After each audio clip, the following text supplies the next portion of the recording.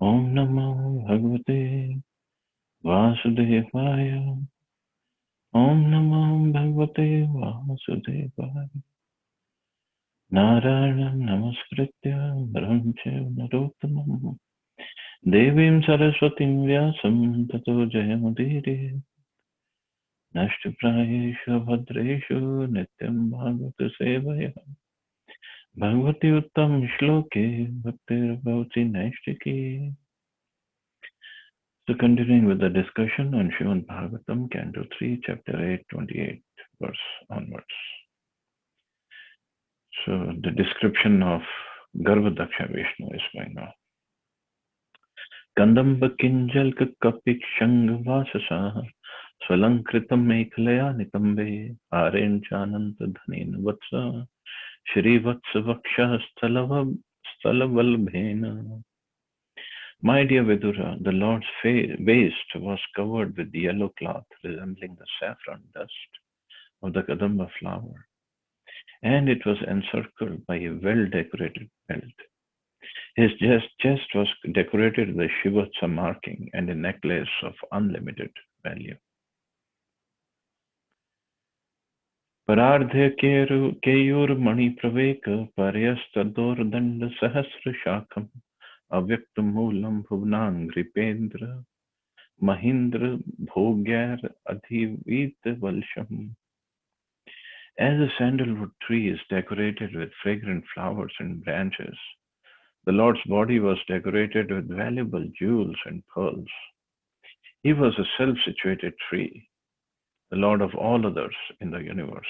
And as a sandalwood tree is covered with many snakes, so the Lord's body was also covered by the hoods of Ananta.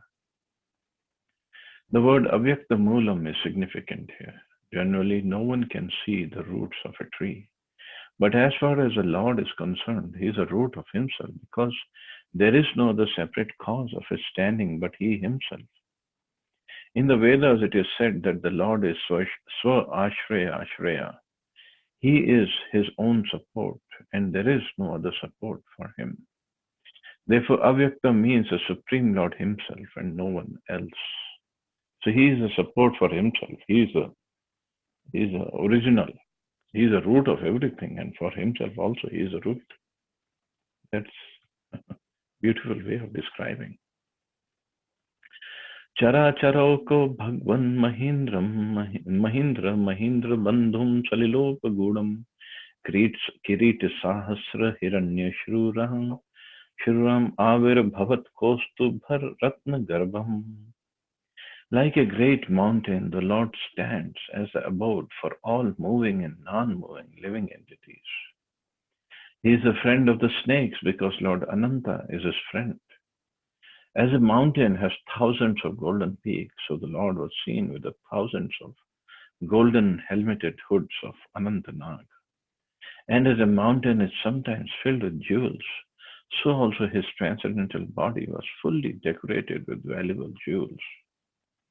As a mountain is sometimes submerged in the ocean water, so the Lord is sometimes submerged in the water of devastation.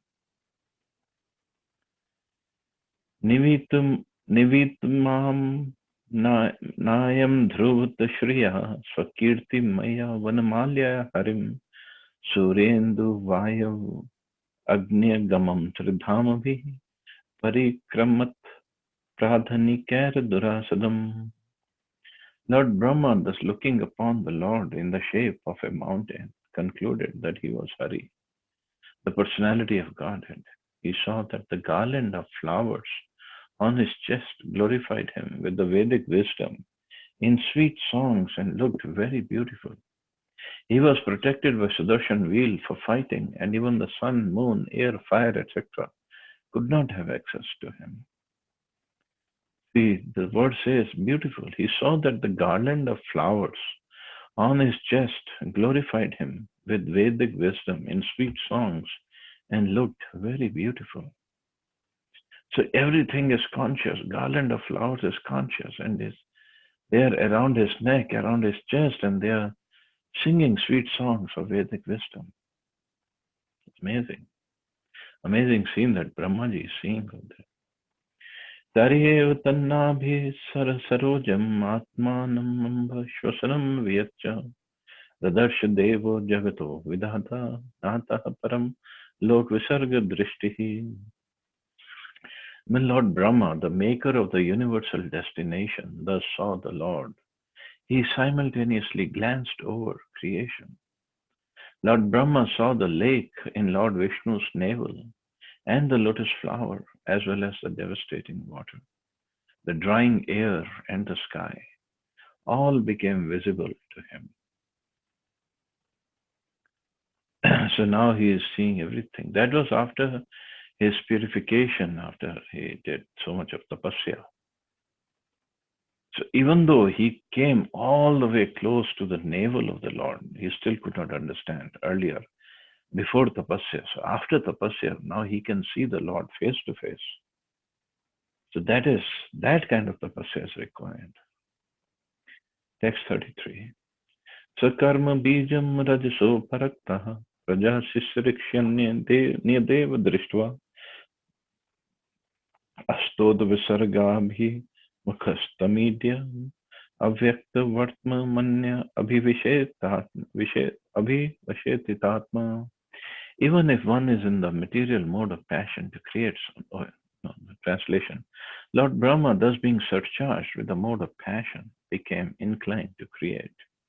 And after seeing the 5 causes of creation indicated by the personality of Godhead, he began to offer his respectful prayers on the path of the creative mentality.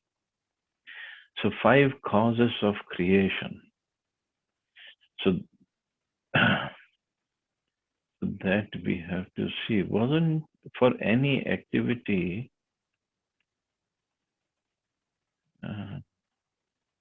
we needed 5 causes were there for any activity that is mentioned in Bhagavad Gita. The senses, the body, the effort, the soul, and the super soul. So I believe this must be the same, the 5 causes of creation. Anyway, we'll find out. Even if one is in the material mode of passion to create something in the world, he has to take shelter of the Supreme for the necessary energy. That is the path of the successful termination of any attempt. So even in the material, just like Damodar Leela, we were discussing, the rope was 2 fingers too short. Means one needs his effort, but at the same time, he needs the mercy of the Lord to get any work done, devotional service. But even in the material world, any material activity, one has to rely upon the mercy of the Lord. Now Brahmaji will pray for the creative energy. Although he is head of the mode of passion, but still he has to pray. He did the tapasya to have darshan of the Lord. Now he is going to pray for the creative energy. Chapter 9. Brahma's prayers for creative energy. Text 1. Brahma uvacha gyatvasi me adya suchirananu deha bhajam na gyayate bhagavato gateriti avadyam nanyat tattvadasti bhagvanapi tanna shuddham maya gunavyati karadi durur vibhasi. Lord Brahma said, O my Lord, today, after many, many years of penance, I have come to know about you. Oh, how fortunate the embodied living entities are that they are unable to know your personality. My Lord, you are the only knowable object because there is nothing supreme beyond you. If there is anything supposedly superior to you, it's not the absolute. You exist as a supreme by exhibiting the creative energy of matter.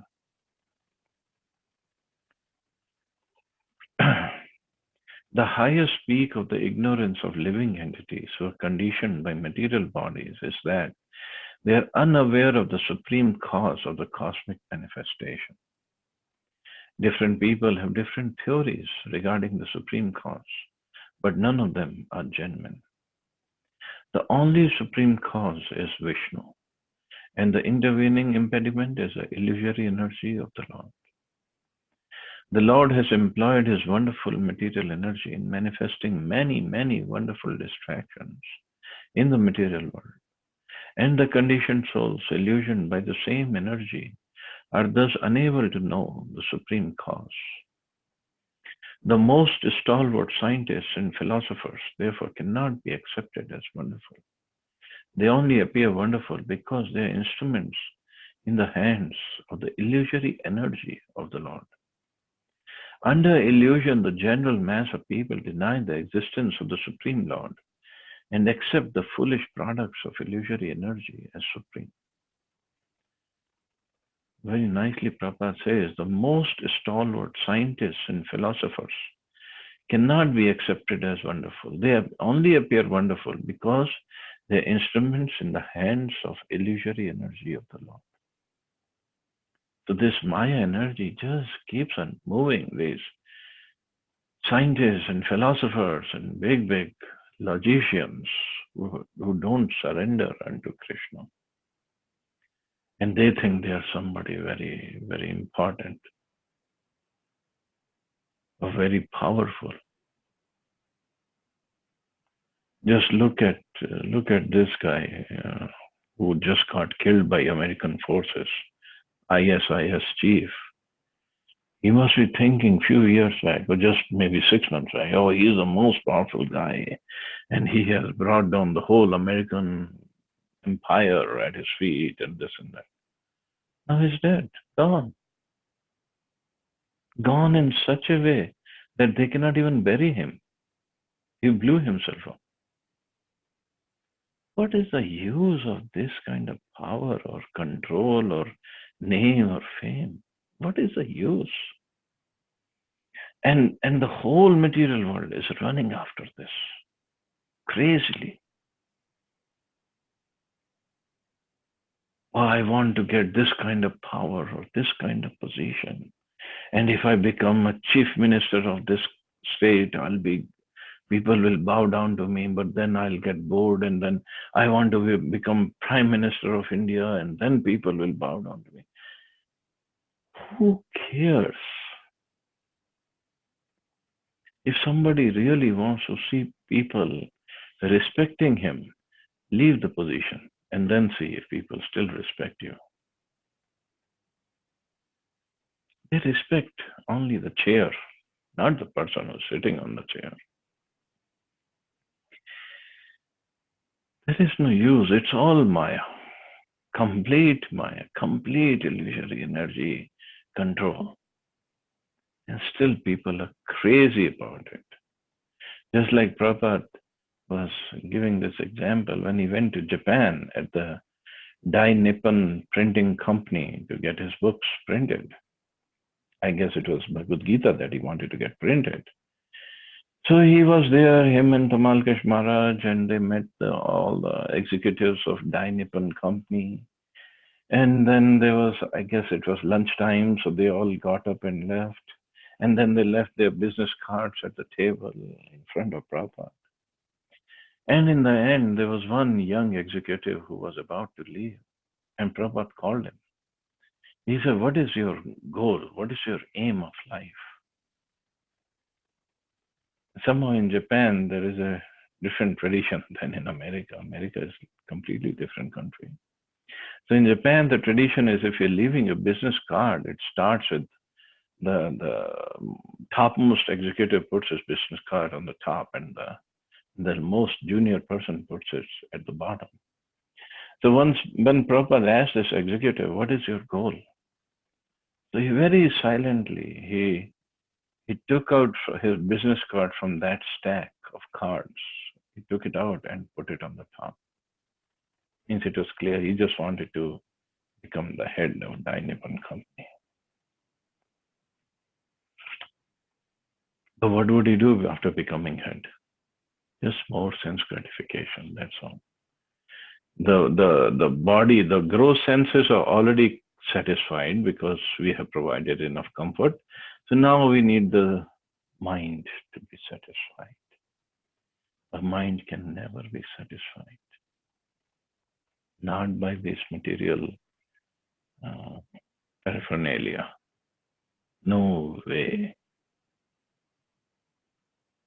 It can only be satisfied when we engage it in spiritual practices. That's all. One can know the supreme cause, the personality of Godhead, by the causeless mercy of the Lord, which is bestowed upon the Lord's pure devotees like Brahma and those in his disciplic succession.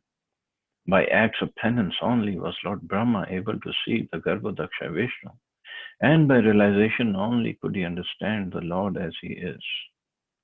Brahma was extremely satisfied upon observing the magnificent beauty and opulence of the Lord, and he admitted that nothing can be comparable to him. Only by penance can one appreciate the beauty and opulence of the Lord. And when one is acquainted with that beauty and opulence, he is no longer attracted by any other. This is confirmed in Bhagavad Gita, Param Drishtva Nivartate. So the Lord can be sitting right in front of us. If we are not eligible, not qualified, not purified, we won't be even able to appreciate the beauty or the features of the Lord or even his presence. That penance. For us, Prabhupada has given a simple penance, simple austerity. Just get up early and chant 16 rounds minimum and follow the 4 regulative principles. That's it.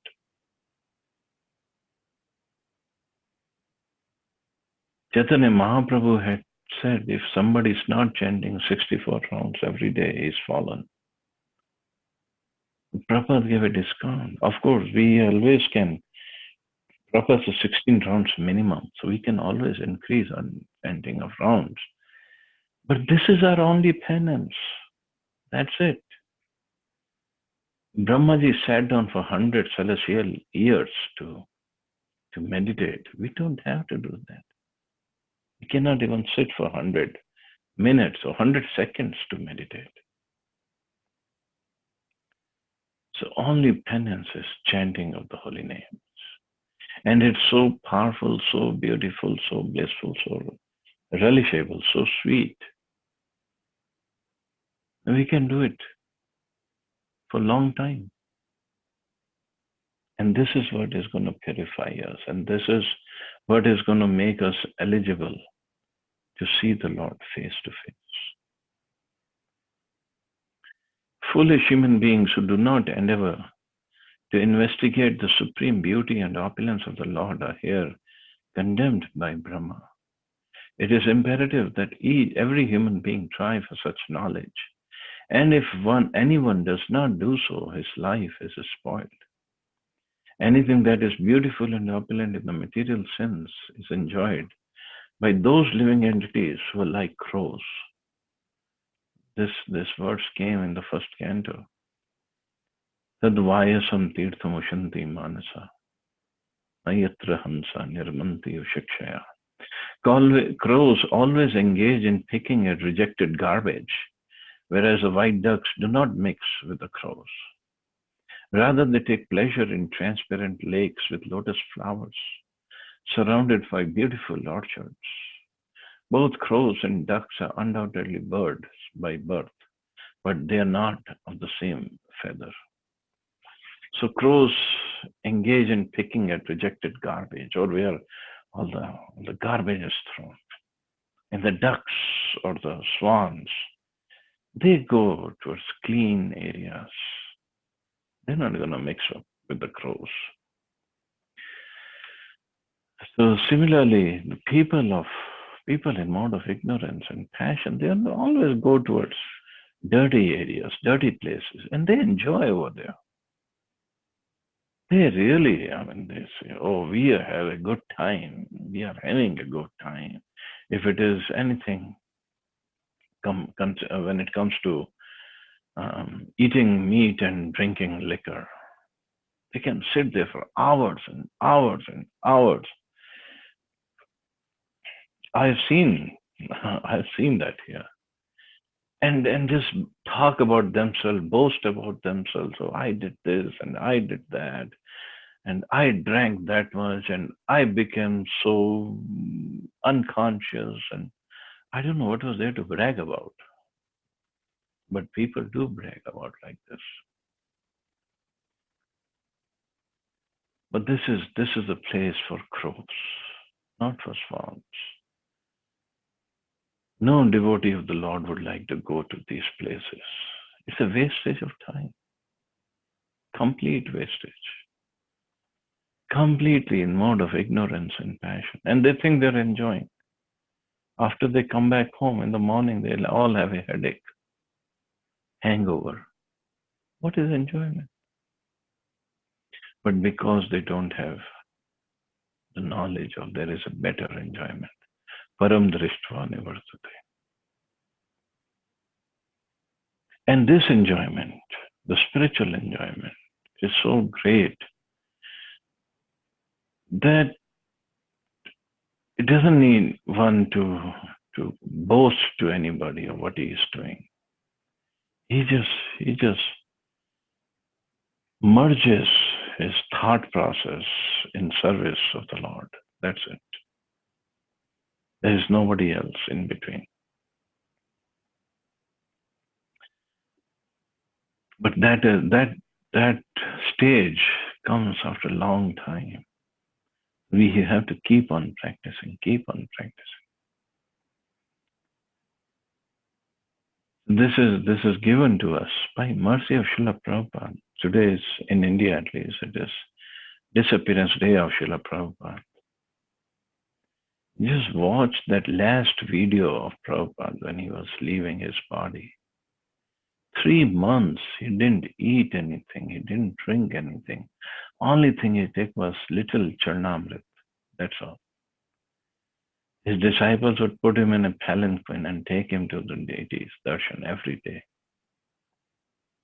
And he had become so thin, so skinny. Basically, it was his skin was touching the bones. There was no fat in between. And still his consciousness was perfectly placed. Still he was translating Bhagavatam. Still he was instructing his disciples. That is Srila Prabhupada.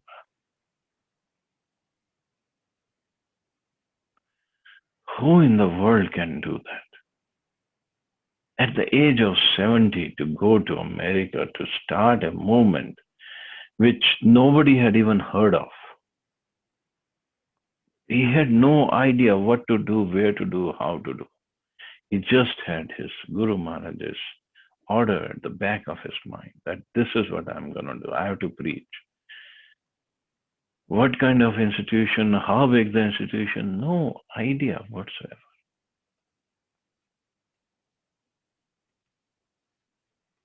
And somehow started from New York, went to Butler, Pennsylvania, came back to New York, and then rented a room at 46 Second Avenue.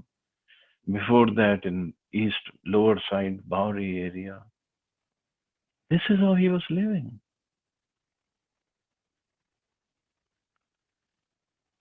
But he said, actually, I was in New York, but I was not in New York. I was always in Vrindavan. Because of his consciousness of Vrindavan. There was a roommate of Prabhupada once, his name was David. David used to take drugs. And him and Prabhupada, they were sharing the room. It was a loft, and they were sharing it. They were sharing the bathroom. Prabhupada once told him, don't leave the soap on the floor in the bathroom. I might slip on it. And I'm an old man. I might break my leg or something. Can you imagine?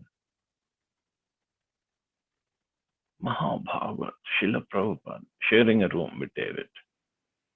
And Satsuru Maharaj, when he was writing his Prabhupada Lilamrita, he found David and he interviewed him. And David was the one who, at one night, in his, because of the influence of drugs, he tried to kill Prabhupada. And Prabhupada ran away from the house. He left everything and ran down on the street in the middle of the night. Anyway, Satsuru Maharaj interviewed him. That what was it like to be with Swamiji? And this was David's confession and testimony. That although I was just living in the same place as Swamiji, I wasn't doing any chanting or any other spiritual activity. But I would still dream of Krishna every night. Here we are trying to chant and trying to be engaged in services of Krishna. But how many of us get dreams of Krishna every night? And this David, I'm pretty sure he must have done plenty of devotion services in his previous life, so he got a chance to come and stay with Prabhupada. He was dreaming of Krishna every night.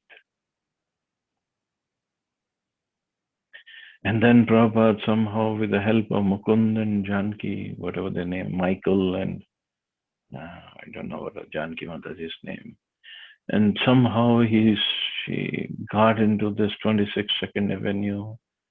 Even there was a storefront, and behind that there was an apartment where you could rent.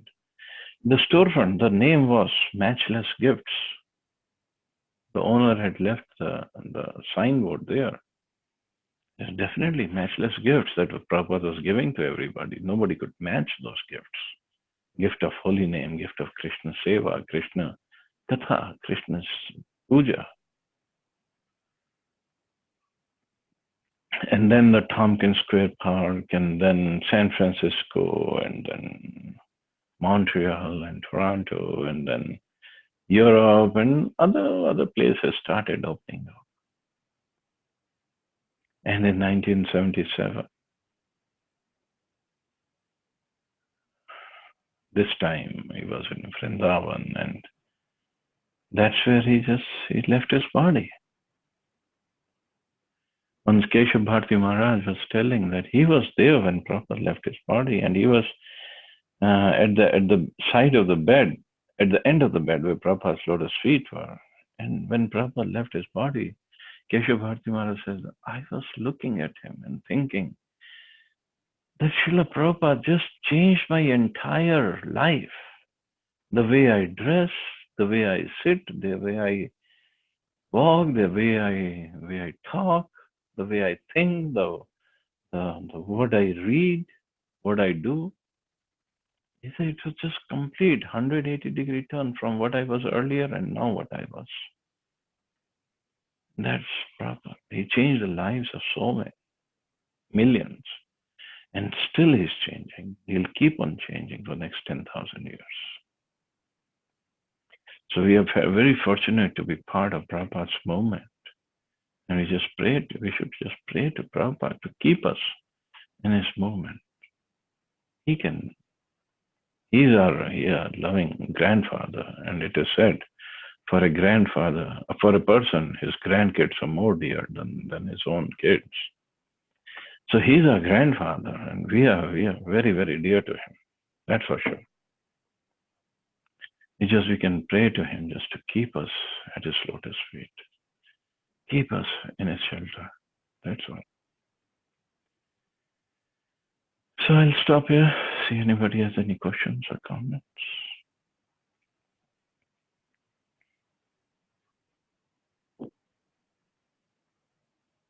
Thank you very much, Prabhuji, for this wonderful class on Prabhupada. So Thank you, Prabhu.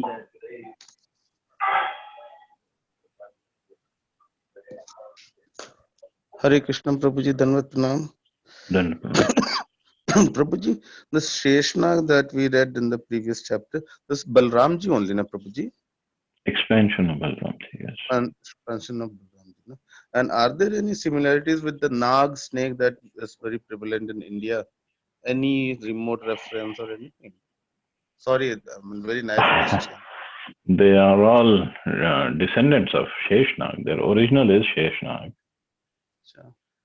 So that's why they are always very respectful towards Balramji. And Lord Shiva also holds them on his neck. Yeah, because that is expansion of Sheshnag, what he holds. So he wants to get the mercy of Balramji to do any service.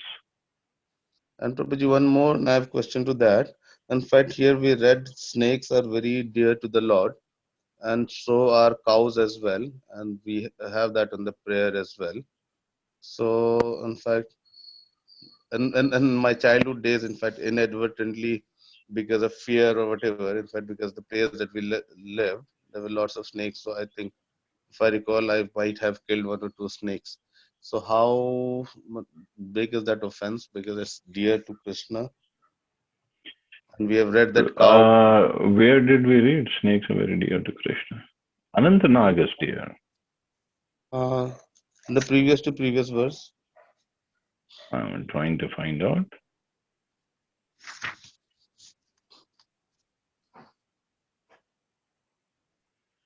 Ananshesh is dear, yes, that's for sure, but not all the snakes.